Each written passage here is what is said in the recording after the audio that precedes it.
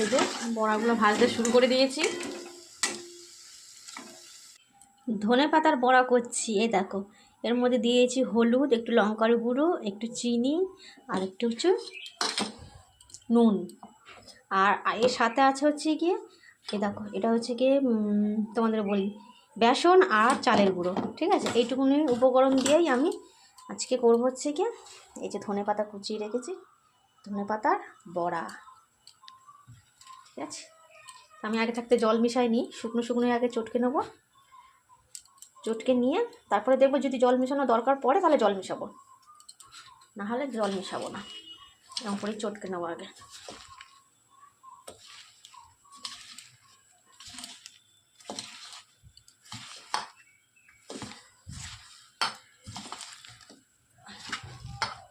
হালকা জল দিতে হবে, হালকা, বেশি না, হালকা একটু জল দিতে হবে।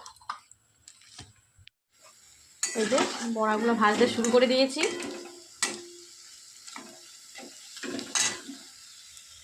দারুণ লাগে গো বন্ধুরা ধনে পাতার বড়া। আর এই যে মেখেছিলাম, বাকিটা এখানে আছে। আচ্ছা, এটা খাবো, ভেজে তুলেছি, এটা খাবো। তোমাদের কাছে কেমন লাগবে কমেন্ট করো।